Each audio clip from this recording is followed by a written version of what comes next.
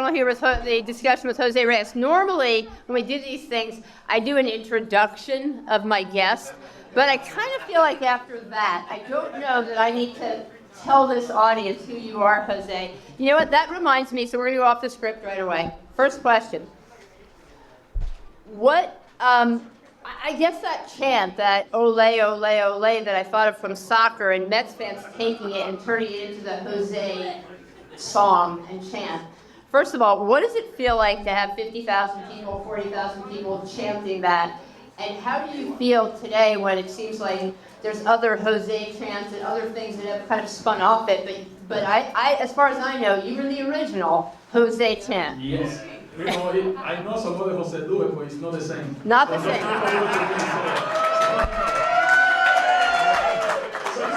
Every time I hear that in the stadium, so that made me feel as a player to do more for my team and for you fans. So, thank you. You and I were talking a few days ago, and this is an audience of Mets fans who know an awful lot about you and your career, but I thought it'd be fun if we could talk about some things and some stories that maybe people haven't heard as much about. So one is, clearly everybody knows you, David Wright, coming up, young Mets together, but what was the relationship like with David Wright, and especially in the early days as you were sort of these young kings of New York?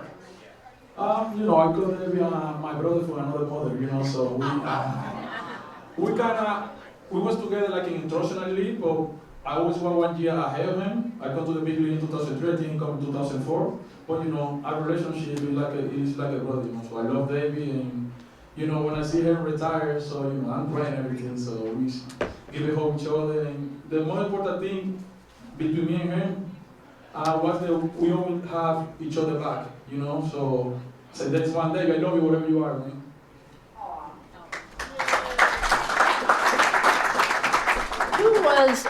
Who was a mentor to you early in your career, whether that was in the minor leagues, back in the Dominican Republic? You know, oftentimes I talk to players, managers, and to have the success and get where you've gotten, there were people who were a big influence early on. Some guy, his name is Juan Lopez, he's Puerto Rican. You know, he was the guy like, let me make a quick story. My first year when I fly into Kingsport, so you know, I never been to the United States, I don't know how to speak in English, and you know, it was kind of hard for me, and after I came here, that year, I don't have social security number, so I don't earn any money. So you can't even get paid? Because, you know, when I come here, I throw words on paper that the immigration give me. Yeah. I don't even know. You know, I throw in the garbage, so first time for me. How old are you? How old are you at this point? 17. So you're 17 years old. You don't speak the language. They put you down in Kingsport, and you throw out your social security papers. And you know, my friend week, and they don't blame me at all. They said, you know, I was still a little bit younger. They said, we're gonna keep you working for like 1 week. And after I started playing every day, the ball hit me over here. So the ball hit you in the face. Yes. Okay. So it's kind of one of my teeth almost fall down and stuff. So I don't have no money to get food.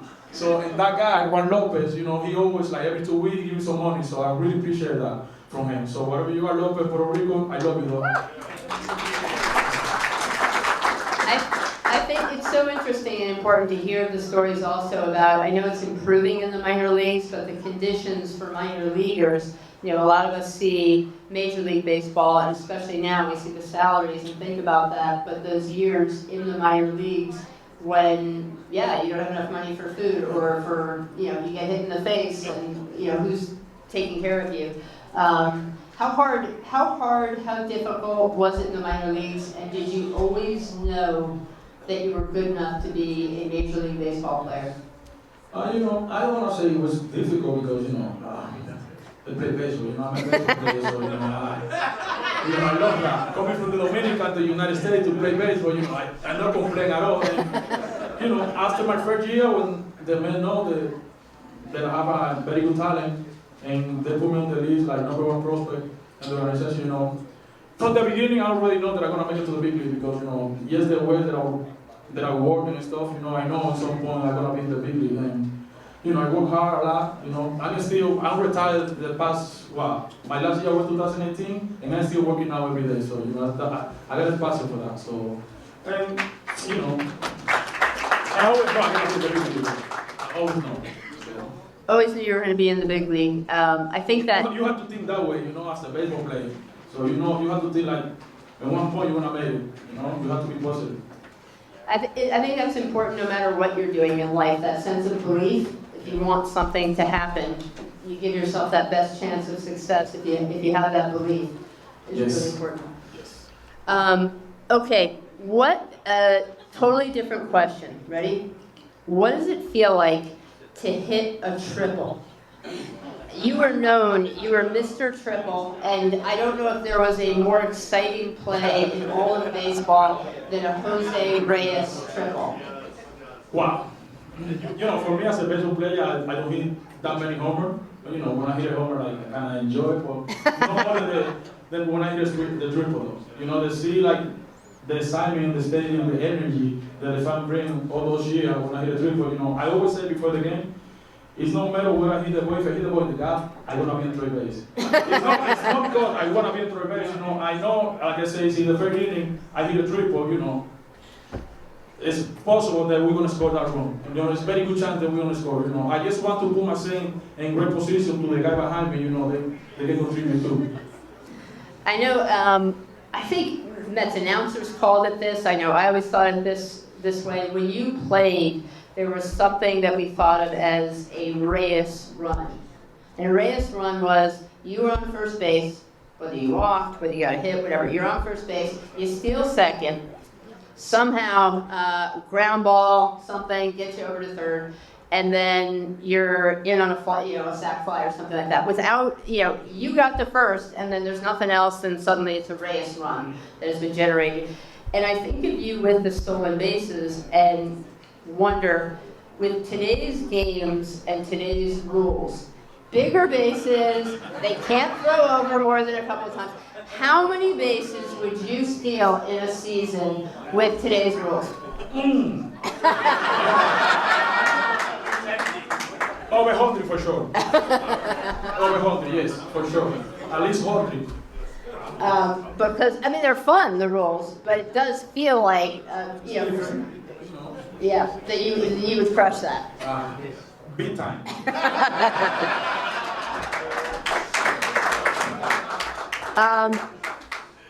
How, you even said, coming from the Dominican Republic, and obviously with Juan Soto out there, it's top of mind for Mets fans, a Dominican player. What was it like playing in New York, in New York City, in Queens? What was it like being a player from the Dominican Republic playing in New York, where there is such a big Dominican community, versus, let's say, playing in other places? New York, New York, If you don't play New York, it's kind of like, But, not too many. I see a lot of superstars who come here and play in New York, and they don't do that good. The pressure here is another level because they want the team to win. I understand as a player. For me and for them it was different because we're coming up from the system, from the Mets system. So you were homegrown. Is the difference, you think, homegrown than someone else coming in? Yes, I told you, I see a lot of free agent superstars who come here in New York, and his career is over here. Yes, I see a lot of people. I see Morgan. I see some other people. Not everybody can handle the pressure here in New York. So, Soto, come to the Met, please. We want you. They should, Steve Cohen should, make me part of the recruiting team. Get him to come here. The 2024 Mets were a really, really fun team and a really fun story. And I've had a lot of Mets fans who said to me, this was one of, if not the 2024 team, one of their favorite Mets teams of all time. It was a really fun team. And when I think of fun Mets teams that I've loved, another team that came to mind for me was actually the 2005 Mets. So 2006. Yeah. 2006, and here's the reason. 2006, look, I was there in the stands, Andy Chavez, I'm sure you guys were going to win. Game 7, you were there too. So, yeah, we all get that. But there's a difference with a season when you have the expectations and you think the team is maybe the best in baseball and you think they can win the World Series. And that was the 2006 team. I thought that team would win the World Series. 2005, you guys were more on the way up. I thought it was the building and the beginning of something. So I just was curious how you felt that 2005 team that was on the way up versus 2006 and all the expectations. You know, kind of 2005, 2016, they were totally different thing. You know, we got different players in 2006 there was in 2005. But like you said, you know, 2005 like teach us to the team that we created in 2006.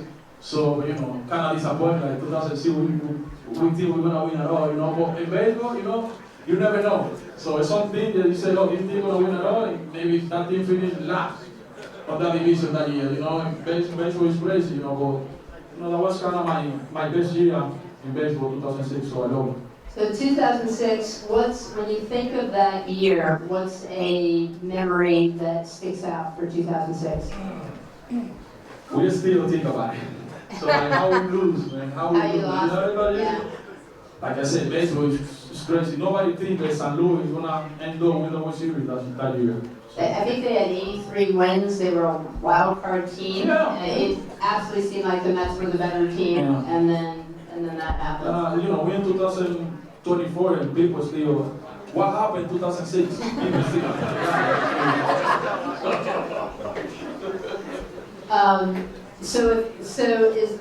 So your most fun year with the Mets was 2006. What was the toughest year with the Mets? My tough year, I'm gonna say was 2004 because you know that year I started bad because they changed me to be a second baseman. So when they started Kazuma Sweet from Japan, you know. Right, have to move to second base, and you know, in that year I only played like 50 games, like 55 games. I had a lot of injury and stuff. You know, I think that was that year I don't even want. So that was the toughest, all right. How, you know, from a player mindset, for somebody who accomplished as much as you did, you know, we hear about players who feel like their legacy, their resume was not complete because they did not win the World Series. How do you feel when you look back on your career? You achieved so much, you were an outstanding player, but, you know, and beloved clearly by Mets fans, but you see the 1986 team and the reunions and all of that. How does it feel that it never did come to the ring? You know, you don't feel that good, you know, because as a kid, growing up, I mean, you think about it to win the World Series and win the World Series. You know, but not everybody had the same opportunity, you know, to go. It's kind of disappointing with so many great teams that we have through the year, and we wasn't able to make it, you know, it's kind of disappointing, you know. But like I said, you know, it's no matter how great the team have, if you don't make it, you don't make it. So, you know, I'm kind of disappointed that way that I never win a ring, but, you know. So my other stuff, just I feel very happy about it. When, obviously you were the Mets, you had, you know, one of the segments that I think fans loved when you were Professor Reyes. My favorite. I was wondering how you felt about that. You know, for those, there were the Professor Reyes, where Jose would teach us some Spanish lessons on the scoreboard. It was such a huge hit with the fans, and so I was curious how did that come to be, and the Professor Reyes segments, and how did you feel about that? You loved it. I know, you know, they told me to speak Spanish, like, you know, that they had a session for me to teach the fans how to speak Spanish. So, you know, I said, you know, whatever made the fan happy, you know, I'm gonna do it. And people love that, you know. So it's still, like I said, we in 2004, people are still talking about Professor Reyes. So, you know, that was very nice, though. Another thing that I remember, and I think back with you, that at least to my memory, you were one of the first ones to do this, is you were someone who had a special handshake for your teammates. And it seems like every team has them these days, and they do that together. But ahead of time, you know. They don't like it before, you know. Some other teams they don't like it, but you know now everybody doing it. So I mean, you know. That is actually so true. There was this whole narrative back then of, you know, whether it was, you know, did it insult a team like the Marlins, and did they play harder against the Mets because you did a special handshake? And now it's like everybody does special handshakes, and players are throwing bats, you know, 40 feet in the air after they hit a home run. But what was the thought process? How did that come about? Like, how did you come up with the special handshakes with your different teammates? Like before the game, you know, I was kind of the guy who get to the ballpark like before everybody, kind of. You know, thinking about a handshake with everybody in my team, basically. So you know, just happened quick in 2 seconds. So I think it's something and said, you know, I got this for you. Let's do it. So everybody was open to do it. So that was nice. When I think of those teams, and yeah, the handshakes, all that, but you mentioned 2006, some of those players. Who, you know, if I give you a player, like tell me what you think when I think of this. So if I think of those teams, Cliff Floyd, what comes to mind when I say Cliff Floyd? Unbelievable human being, you know, very great teammate, you know. He was always open to do whatever to get the ball club win again. You know, I know he have a lot of injury too, you know, but he's a very good human being. About Carlos Delgado. You know, with Carlos, when he comes to the bedroom, you know, Carlos kind of a little bit serious, you know. I don't think that he's going to be ended up to do some handshake with me, you know. But Carlos is one of my best friends now, so, you know, he's very good people too, very good guy. So it started off very serious, but ultimately yes. you cracked him, you got through. How about Carlos Beltran? Carlos, yeah, Carlos, nice, you know, a little bit more quiet, you know, but still, Carlos is one of my best friends too, so, you know, I get along with everybody, you know, I got a very unique relationship with Carlos. So you can see and you know how much Mets fans loved you. What was the thought process? What happens when you become the free agent and you leave the Mets and you end up with the Marlins? First of all, you know, I wait for the last moment, waiting for the Mets to offer. You know, so and I had a contract with the money in the table, you know, and they say, you know, if you don't decide, we're gonna take that money away from the table. So and they never say, oh, we want you back, you know, they never offer anything. So and, you know, I got a job to do. So and the money had a contract there, I had to take it, you know. So well, I want to stay in New York, but, you know, I don't want to leave, but part of the business. Part of the business, yeah. And then one of the things, obviously, you then, what does it feel like when you had been, you know, the fan favorite with New York, you go to Miami, and then suddenly, with the way things go down there, you're being traded to Toronto, and what's it like to feel like to get traded? I signed in Miami for 6 years, and then after the 3rd year, you know, I get traded to Toronto, to new country. So, you know, other way, when I get traded, I was on vacation in Dubai. You're on vacation. In Dubai, I don't even know. Yeah. I mean, you know. How did you find out? Did your agent call you? Yeah, my agent was calling me. Yeah, and I got a lot of missing calls there because a little bit different time there in Dubai. And you know, I called my agent and said, oh, you got traded. What? The owner of Miami, he was talking about, like, you know, buy a house here in Miami, so you're going to be here for a long time. And then after 1 year, I went on to Toronto, another country. That was crazy. I'm so quick. So a couple other questions that you and I talked about a few days ago, and, you know, for your perspective on things. One was famously that I think a lot of Mets fans were proud that you won the batting title.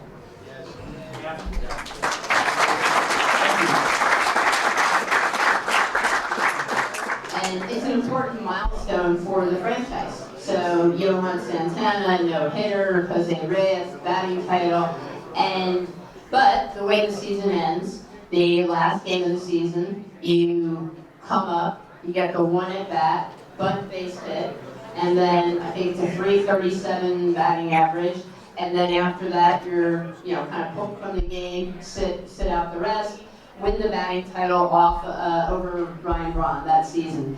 And there was, as you certainly are, you and I talked about, there was a bit of a backlash of people who were critical at the time, who thought somehow, I guess, maybe sportsmanship or fair play, you're obligated somehow to have all the at-bats in that one game when we're talking about, I know this is editorializing on my part, but it's a 6-month season, it's 162 games, and you've had all those at bats, and here there was this negative tone to something that was such a positive thing. So I wanted you to be able to talk about the thought process there and what went into you sitting and the decision there and how that all happened.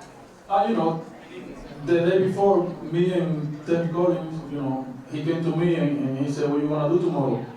So you want to play?" I said, "Yeah, I want to play, And we decided I'm going to take one at bat and, he's going to take me out of the game. It wasn't like I get in fair pitch and say, I'm out of the game. No, we already talked the day before. It's going to be one at bat. I know why a lot of people say because I was a free agent that year and they want to see me play at least the whole game, but that was something that me and DC, we were talking about it the day before, so, I feel good about it because, I'm the first baseball player for the organization to win a batting title.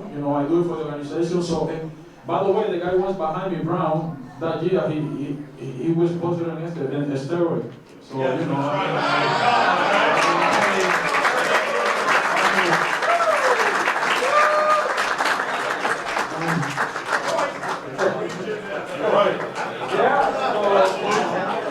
so very good decision for me. I never understood the negativity there when the body of work of winning a batting title is 6 months and 162 games. And I understand, but that was always just kind of crazy to me. But all right, what did it feel like? Obviously, the Mets' home right now is Citi Field, but what was it like specifically to play at Shea Stadium, and how did it feel the end of Shea Stadium? I feel Citi Field is nice, beautiful and stuff, but it's nothing better to play in Shea Stadium. Shea Stadium is very I like Shea so much. So, I don't know if everybody else feels this way, but for me, yeah, there's no doubt. Citi Field is just a beautiful ballpark. It's fantastic, beautiful ballpark. They did a great job, but back to that 2006 season, and if anybody was there for that series against the Cardinals, it really was it felt like the stadium was shaking. Like you could feel Shea, maybe it wasn't built as well, I don't know, but it felt like it shook, when you were there, like you felt vibrations, with the fans. So, something else we talked about that wanted you to, be able to share your point of view on your career. Obviously, you leave the Mets, and we talked about it's Miami, it's Toronto, and you end up in Colorado, and you get suspended, and you then get cut by Colorado, and there you are, and the Mets. We can be critical at times of the Mets and ownership and different things that have happened through the years, but the Mets reach out at that point to you and give you an opportunity to come back to the Mets. What did that feel like? What was your mindset? What were you going through at that time? By that time, a lot of stuff was happening, and, I don't even know what my future was by that time, and, Sandy was the GM, and he reached out to my agent and said, you're getting a chance that we bring Reyes back, but he got to play third base, I said, it's not even better situation for me than come back home and play for the Met again and finish my career when everything started. So, I feel very, very happy about it that I came home, the last of my 3 year and finished here in New York, nothing else. So.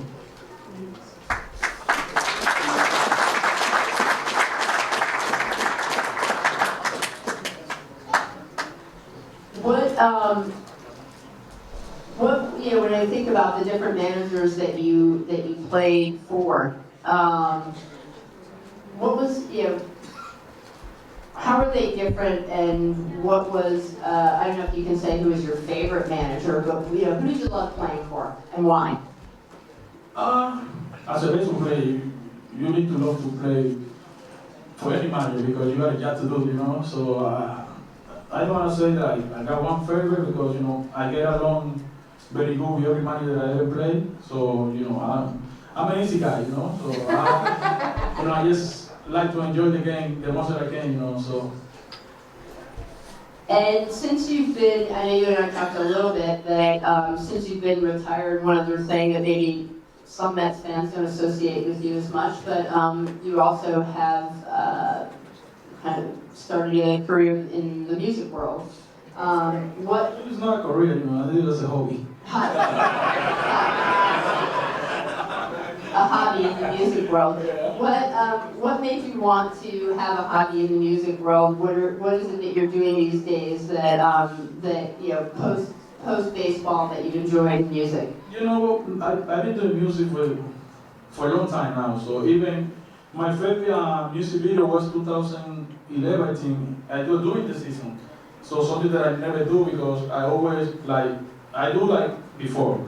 Like one song every year after the season, but I don't wanna, when I was playing, I don't wanna, be in the music business and baseball at the same time. But like I said, it's my hobby, I still do music now for fun, I got my studio in the house and I don't play golf, you don't wanna see me like in the,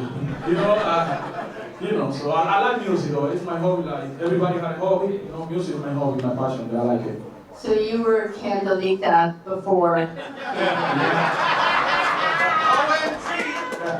What did you think of all that? As somebody who was obviously an exciting player and played with flair, and a good defensive player, and also someone, as you said, who made a music video while you were a player, all that. To see what Jose Iglesias did and brought to this Mets team in 2024 with OMG, what did you think of that? I mean, did he sign yet? They need to sign him back. I mean.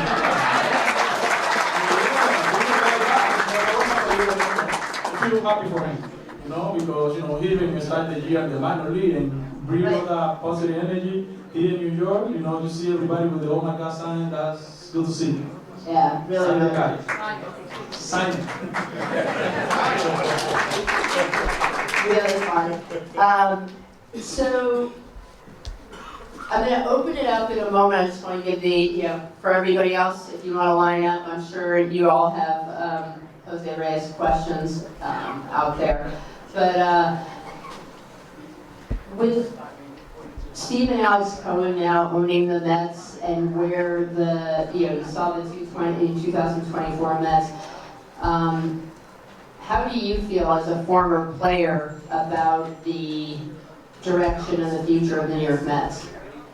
Well, I mean, nobody expected the Mets last year to get what they almost made it to the World Series. Nobody expected that. So that's good to see. I think the future. I think they got a very good chance to bring Soto to New York, Soto to the Mets. So I'm sure they got congratulations. So no complaint there. Yeah, it seems like they are. We'll find out. We'll find out soon. Yeah, very soon. I think the next. You don't have any inside information on that. I wish. All right, let's take some questions. Are there fans? Are we passing mics over there? Yeah. Yep. Hey, Jose. So, one of my favorite players I've ever seen. Remember your days as a Met player. So, my question to you is, obviously there's rumors all over the place that in the 2025 season, David Wright's number is going to be retired. What are your thoughts on that? Unbelievable for them, he deserves it, he's the captain of the New York Mets, unbelievable human being. So we know the best for him. Very nice. Yeah, I said this to you before, but like, what's the story? Is there something about David Wright that maybe we don't know? Like, is he, was he a practical joker? Was he seemed so serious in front of you? No, he was good. He was nice and loose. Yeah, so, yeah. So I got some score him, but I can, Sorry. Okay, who's next? Jose. Yes. Two things. One, I'm in my late 40s. I've been around a while, I was too young to enjoy the 86 Mets. But you ignited the Met fan base like no other player. I'm not kidding. No disrespect to David Wright. Thank you. Jose, the electricity you on there, and then you go, oh, just like going nuts. But Jose, the biggest thing sorry, I'm a little nervous with you. I don't know why. When I was at David Wright's last game, and you were the first person there for him, man, I couldn't stop crying, man. I'll admit that up here. That was a special moment, man, and I just want to thank you. You were awesome as a man. Yeah.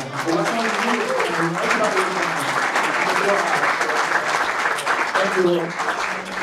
That had to be hard with David because he was still so young and the back injuries. And what was that like when you saw him? Even whether you were when you watched him. Even let's say that you weren't with the team yet. Again, you came back in 2016. So I guess 2015 is when they went to the World Series.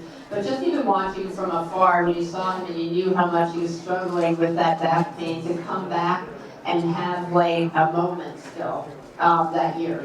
Yeah, when he retired, I think I was the third guy that he told you that he was gonna retire, maybe after his family. So he bring me out outside the clubhouse and told me that's why when I started crying, he said, man, whatever is best for you and for your family, though, do it. So I'm gonna support you 100%. Yeah, you gotta be able to walk later in life with your kids with a back injury. Sorry about that. All right, who's up next? Question? Anybody? Oh, we got one back there. Yep. Hey, yeah, it was a ton of fun watching you play last. Just getting back to 2006 in Game 7, you came up right after Cliff Floyd. There's a lot of debate over what Willie Randolph should have done. He should have bunted. You had first and second going out down by 2 runs. And just love to hear from you, just given that you came up right after that. You're gonna second guess the manager right now. But yes, Met fans were critical of thinking, what should have happened to try and put runners in scoring position, all of that. Yeah, that's one way that being done by that time, but it's too late now, so Yeah, and look, so to build on that, how did you feel, obviously Carlos Beltran is up there, and Adam Wainwright with one of the nastiest curveballs that you could have seen, a future Hall of Famer, Adam Wainwright, with a great curveball, drops that in there and freezes Carlos. And the whole stadium, 52,000 people, are silent for a moment. And then, you mentioned it before, that Mets fans and playing in New York can be the best. It can also be very, very difficult. And how did you and the players feel or react to, I think there was a lot of anger or negativity from fans that Carlos stood up there and took strike 3. I mean, he don't do because he want to take that. It was nasty pitch. So he want to control that situation. Who as a baseball player, sometimes you strike out. That's part of the game. I know the situation there. That was different because he was close to the World Series, but he don't want to strike out in that situation. He want to control the team, and as a baseball player, stuff like that happens. Yeah, baseball, and everybody here knows it, you hear it all the time, that baseball is a game of failure. When you're going to the Hall of Fame and you're failing 70% of the time. So that's baseball, but it just was so, noteworthy. It's very hard for Carlos, that year, I know everybody was talking about that, still, in 2024, and we're still talking about that, he knows that. So, he don't want to start that. I think that's something I would guess for most of this audience, but I would think for you, I can speak for myself, is happy to see that Carlos is back in a role with the Mets. Yes, he will be in that. And I feel like he's also back where he belongs, Yes. in a way. Who's next? Question for Jose. Hi, Jose. Question, I don't know how much you can say on this. What was it like in the transition with the Willie Randolph to Jerry Manuel and that kind of fiasco that unloaded? What was it like around the team? That was kind of difficult, because as a player, you want to play for one manager, but when the team go that way, somebody have to go. Sometimes, because if we play bad, it's not because the manager, because we are the one who be on the field. But in the same time, Jerry Manuel, he was there working for Willie. I get along very good with Jerry, so I don't got no problem by that time. Yeah, I guess the classic thing, I think with that, whoever asked the question, the challenging thing there in that whole era, of course, was people weren't happy with the way it was also done. You're allowed to fire a manager, but you don't necessarily need to. Probably the way that how it's happened, maybe that was, so they wait for Willie to fly to all the way to Los Angeles Right. and say, you fired. Take a plane back. Right. 5.5 hours. No, Right.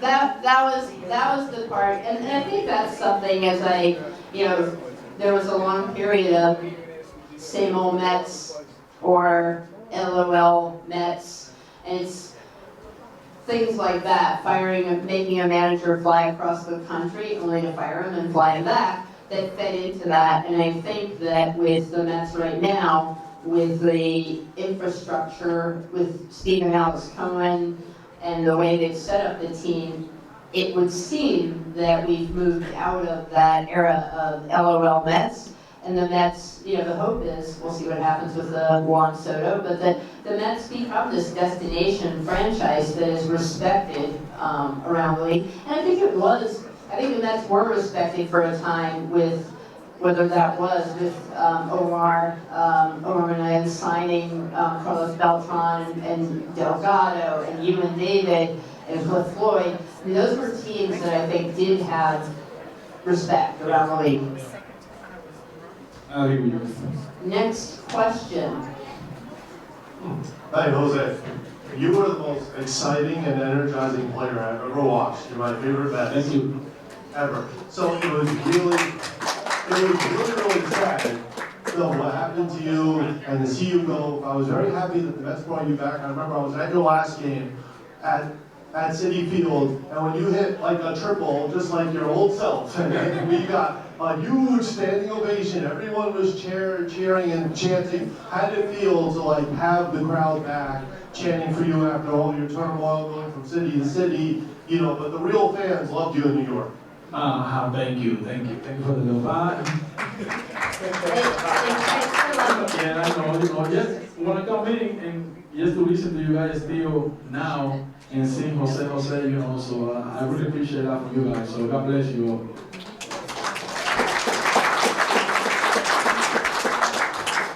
Yeah, sometimes when you talk about the challenges of playing in New York and the spotlight and all that, I also do think sometimes that for most of the folks out here who go into work and have jobs, that people don't show up at your place of work and chant, Jose, Jose. So with the downside comes the affection and the love and all of that. So you hope there's balance. Who's next? Somebody have a question there? Yeah. How you doing, Reyes? My name's Andy. I got a question. When you were younger, were there any veteran ball players that you looked to as a mentor on the team when you were here? Yes, I'm gonna say Julio Franco when he was there. Yep. Franco. He was the guy that was Pedro Martinez too. Sure. So they give a lot of advice, Beltran, Delgado, so all the guys. So because me and David, we was the younger guy on the team, and so they always give us great advice. So that was good.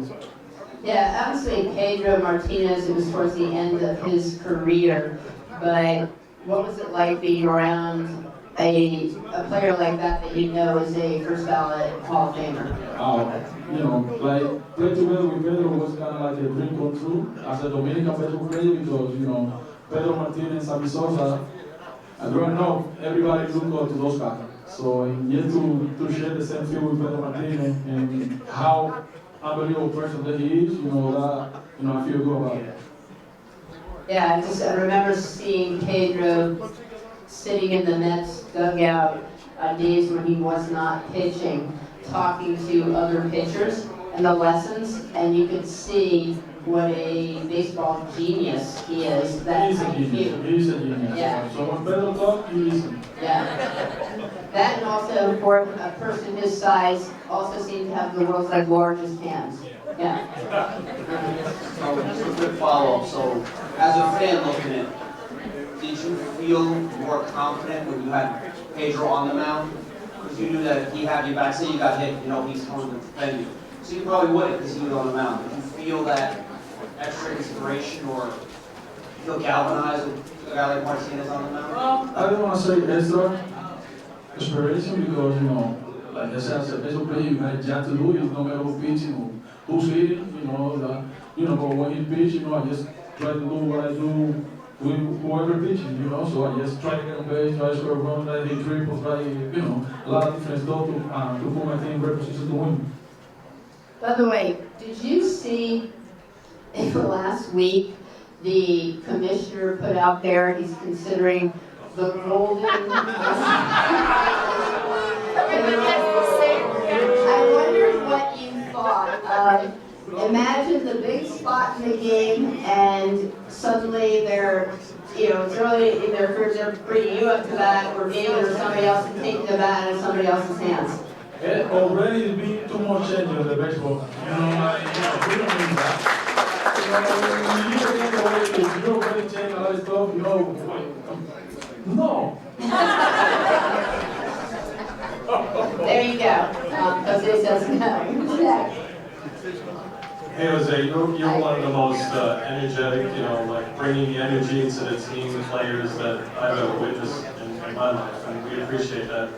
You're not always as celebrated that way with everybody around baseball, and I know that Mets fans here love you, and we know that you're an amazing player, and we will celebrate you forever.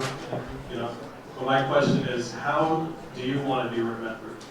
What do you want your legacy to be remembered as? I mean, good question, one of the best Met players who ever put a jersey on it, so I feel, I know that I went away for a few years, so it wasn't my fault because I never want to leave New York. I want to stay my whole career with one thing, and doesn't happen, but so from my heart, from bottom of my heart, I love you guys, so I never want to leave, so I'm here. So,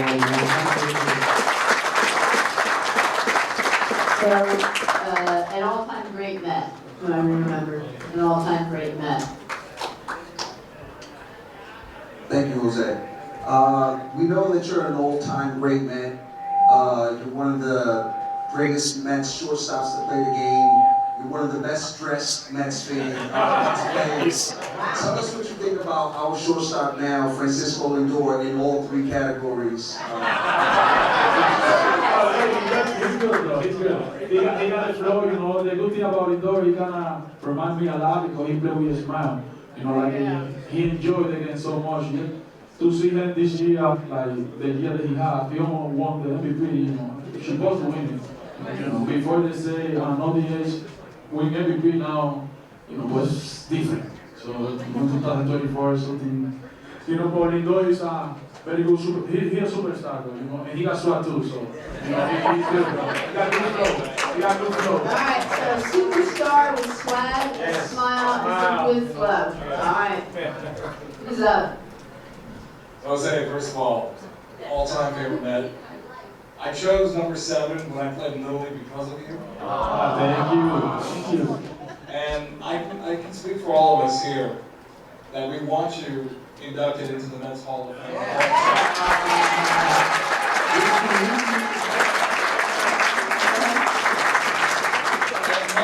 My question kind of goes along with that golden bat bullshit.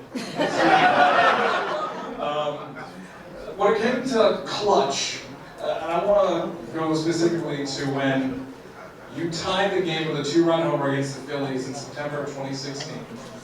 Everybody remembers that the closer, I think it was Familia, gave up the lead. It was 8-6 Phillies, and then Cabrera, and Struble Cabrera walked off in the ninth. Can you relay kind of like how did you manage to, as a veteran, keep the youngsters motivated when you're in a dire situation? Say you're down like 2 or 3 runs in the bottom of the ninth and you got 2 men on with 2 out.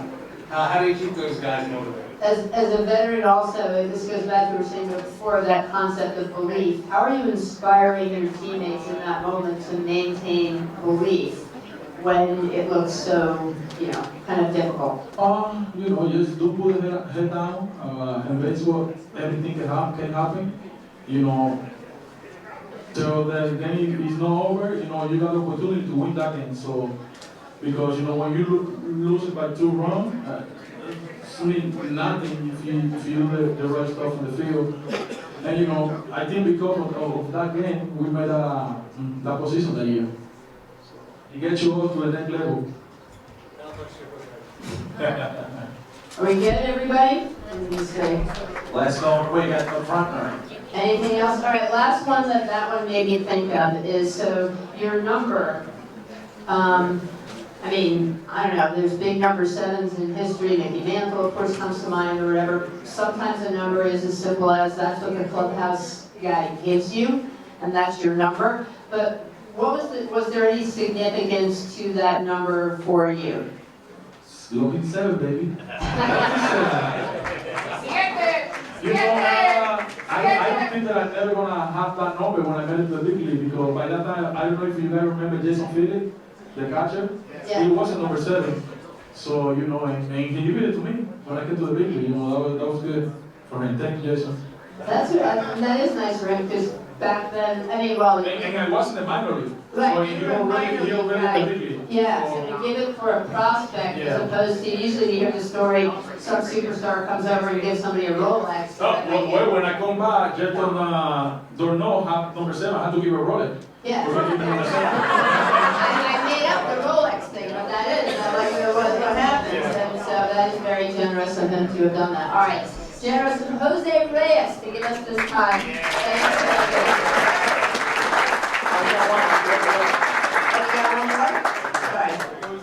There was a game towards the end of your career. They brought you in and Reyes. Pitching?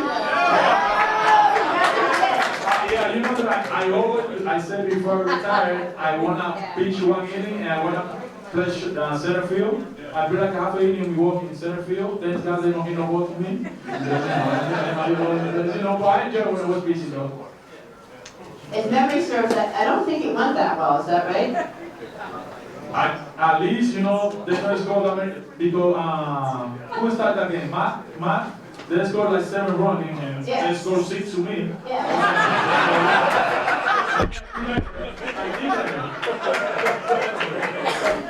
Thank you, Jose. Thank you.